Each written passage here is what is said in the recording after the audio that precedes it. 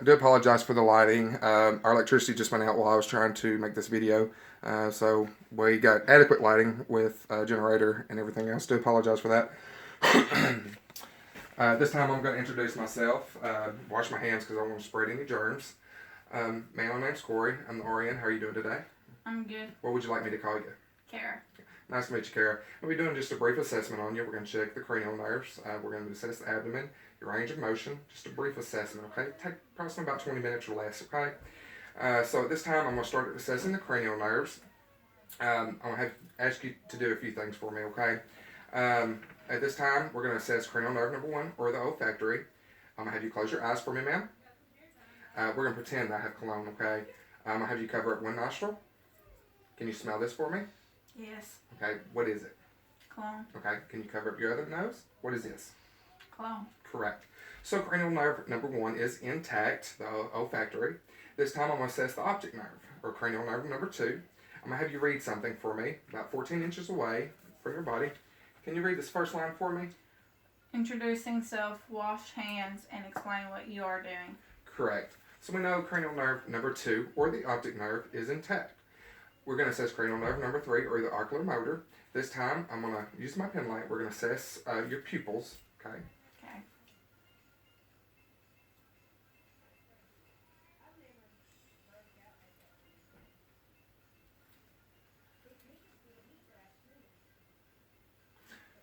Pupils are pearl with accommodation. So cranial nerve number 3, the ocular motor nerve, is intact. At this time, I'm going to assess cranial nerve number 4, or the trochlear. This time, I'm going to have you follow my pen light for me, okay?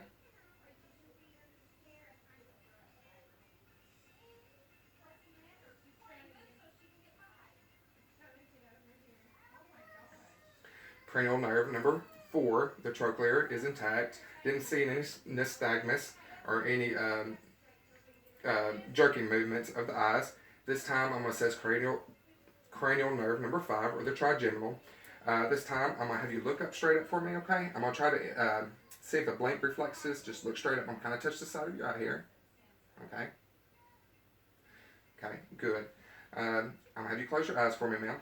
I'm just going to tell, can you feel me touching you? Yes, sir. Okay, which side am I touching? Left. Right. Left. Right. So cranial nerve, you can open your eyes now, ma'am. So cranial nerve number 5 is intact, or the trigeminal. We're going to assess cranial nerve number 6, the abducens nerve. It's basically the same thing as almost like I just did a while ago. Have you followed my pen light? Since we did it a while ago, we could go ahead and say that the cranial nerve number 6, abducens, is intact as well. Just to reassess, make sure. We're going to assess cranial nerve number 7, or the facial at this time. So I'm going to have you smile for me, real big. Raise your eyebrows. Good. Can you puff out your cheeks for me? And can you frown? Good. So we know that the facial nerve, or cranial nerve number 7, is intact. Cranial nerve number 8, I'm going to try to pronounce this right, vestibulocochlear, excuse me. It's very hard to pronounce. We're going to assess that, ma'am, okay? So this time I'll have you cover one ear for me. I'm going to whisper something. I want you to try to repeat it for me. The goose laid eggs. Correct. Can you cover the other ear? It's been snorping. Stormy. Close enough. So we know cranial nerve number 8, or the vestibulocochlear, is intact.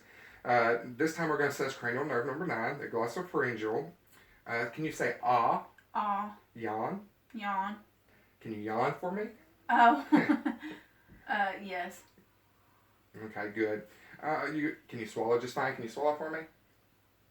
You could also inflict the gag reflex. This is where you would assess it. I'm not going to do it to this patient. I just think she can swallow, she can say ah, she can yawn. So we know that cranial nerve number 9, the glossopharyngeal, is intact. This time we're going to assess cranial nerve number 10, or the vagus nerve. Can you repeat after me? The storm was bad. The storm was bad. Can you swallow for me again? Good. So we know the cranial nerve number 10, or the vagus nerve, is intact. So this time we're going to assess cranial nerve number 11, or the accessory. I'm going to push down weight on you here, ma'am. I want you to shrug your shoulders. Good for me. Good. So we know that the cranial nerve number 11, or the accessory muscle, or accessory nerve, is intact. And finally, cranial nerve number 12, the hypoglossal. Can you stick out your tongue for me, ma'am? Good. Can you wiggle it from side to side? Good. So we know that the cranial nerve number 12, the hypoglossal, is intact. All her cranial nerves are intact this time, so we know that everything is good there. So we're going to do some other tests, okay? I'm going to check your coordination and sensory. I want you, with one finger, I want you to touch your nose and come to this a couple times for me. Just keep doing it. Okay, good. So we can say that she did the finger to nose test, and it is good. Okay, this time I'm gonna excuse me. I'm gonna do like 1 to 2 point discrimination. So I'm gonna have you close your eyes. You tell me if I'm touching you in one spot or two spots. 1, 2, 2, 1, 2. Correct. So the 1 to 2 point discrimination is good. I'm gonna kind of do a different differentiation of this. I'm gonna have you close your eyes. I want you to tell me if I'm pushing you soft, light, or hard. Okay, so go ahead and close your eyes. Soft, hard, soft, hard, soft, hard. Correct. So we know that she's also, the sensations is normal. She's able to discriminate between light and heavy touch. This time I'm going to have you lay back, ma'am. We're going to do the heel to toe, heel to shin test. What I'm going to have you do is bring your heel to your knee, and I want you to slide it all the way down and back up for me. This? Yes. You'll take it. I'm going to just kind of show you. And slide down and bring it back up for me, okay? Okay. Can you do that for me? Good. Can you do it with the other leg? Good. It is normal. You may sit back up. So the heel to shin test is normal. This time I'm going to have you do what we call the rapid alternating test. You're going to put your palms on your legs, and I just want you to do rapidly back and forth, okay? Okay, you can stop. So the rapid alternating test is normal, okay? I'm going to have you stand up, ma'am. I'm going to have you face the camera here for me. We're going to do the Rumberg test. What I'm going to have you do, I just want to see if your gait or anything is abnormal. I'm going to have you close your eyes, okay? Don't worry about falling. I will catch you if you do. I'm just saying if you get dizzy or, you know, your gait's abnormal, so go ahead and close your eyes for me. Okay. Already done. Okay. I don't see any swaying a lot or she's falling or anything like that, so the Rumberg test is negative. You may go ahead and lay down or sit down. So her coordination and sensory is intact. There was no abnormalities there that I could notice. So now I'm going to kind of do the joint and range of motion test. We're going to do your upper extremities, and I'm going to do your lower. So this time we're going to check all your joints. Let me see your hands, ma'am. Any painful joints or anything like that where I'm touching? No, ma'am. No, sir. Anything here? Okay. What about in here? What about in here? Here? Anything? Okay. So I've just assessed, looking for any redness, erythema, warmth, any tenderness when palpating the joints, any swelling. I have noticed none. So we're going to kind of do like a range of motion. I'm going to have you do like some flexion, some extension. So what I would have you do, let's go and start with your fingers. Are you able to kind of flex them out and extend them and everything? Okay. No painful or anything like that? Okay. Are you able to rotate your wrist? Can you do this? Okay, good. What about your elbow? Can you do this? All right, what about your shoulder? Can you do the circumferential? No problem? No painful? Can you do it with the other side? This side? Rotating? Good. So I'm seeing that the circumdation, she's able to flex and extend. She's able to rotate her shoulders. So the range of motion for the upper extremities are normal. I'm going to have you with your head. I want you to flex it down. I want you to extend it back. Any pain? No. Are you able to rotate? Good. No pain, no nothing like that. So full range of motion as well as the neck. Let me go and check. I'm going to have you stand up here, ma'am. I'm going to have you face the camera for me. Can you go ahead and bend over and touch your toes for me? This is as low as I can go. That's fine. Anything I'm touching hurting? No. Good. I don't see any curvature. Are you able to twist like this, ma'am? No problem? Okay. Good. You may have a seat. So all the extension, the adduction, abduction, the flexion, the circumdation, everything's normal with the upper extremities. Didn't see anything abnormal. She's able to move all extremities without no problem. This time I'm going to ask you, we're going to assess the lower extremities. I'm going to start with your feet. Are you able, any pain here? No, sir. Any pain here? None? Anything here? No, sir. Okay. Anything in here? Anything I'm pushing? No, sir. Anything here? No, sir. Anything here? No, sir. In here? Anything in here? No, sir. Good. I didn't see any swelling, any warmth, no erythema, no redness, no tenderness noted. So her joints are intact. They're normal.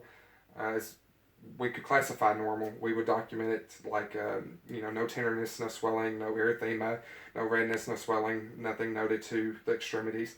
This time I'll have you kind of stretch out your toes and wiggle them for me.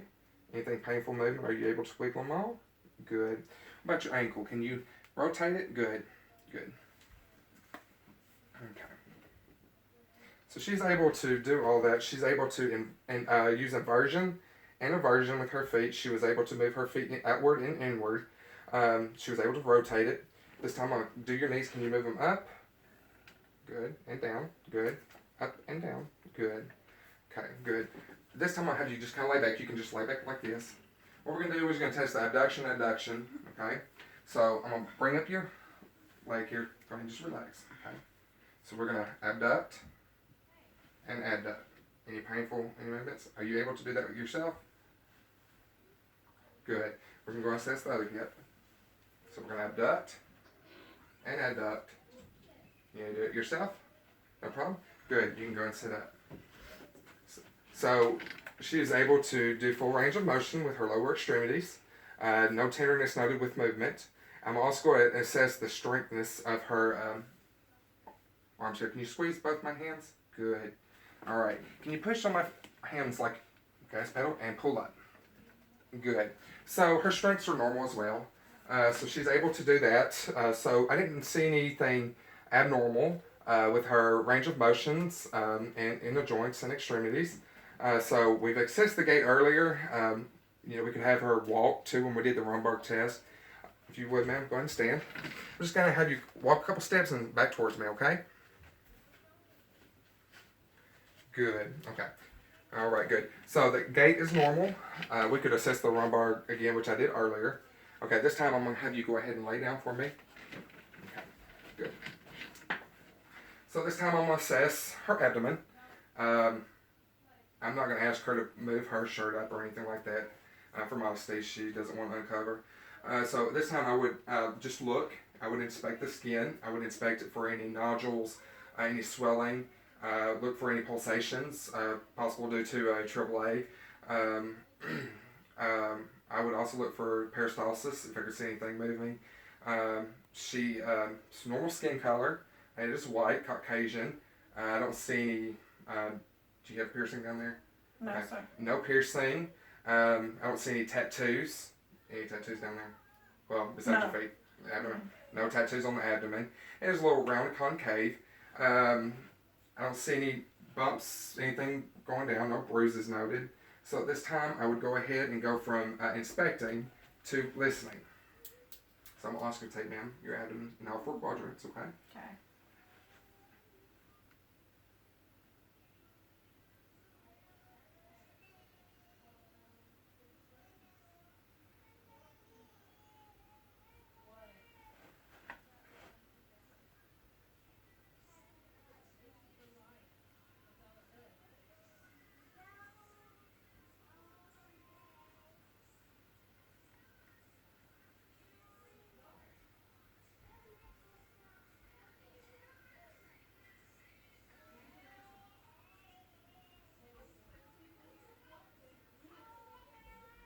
Bowel sounds normal in all 4 quadrants. You would listen to a little bit longer, but due to the time limit of the video, I'm not going to listen to it the whole time. They do sound active. You could also say that they were either hyper or hypo, but they were normal. So they were active, ranging from about 5 per about every 30 seconds to a minute. You would assess, I was taught assess for about 5 minutes in each quadrant when you're really assessing to make sure you get an accurate account of bowel sounds. So this time, ma'am, I'm going to kind of palpate, okay? Anywhere I'm pushing, hurting?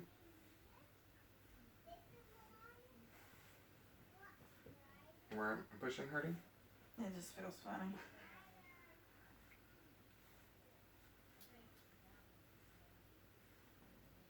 Nothing?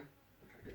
So, when I was palpating in the right upper quadrant, you can assess for the liver and gallbladder. So you can actually feel the liver over here. When you go to the left upper quadrant, you can feel the stomach, spleen in that area.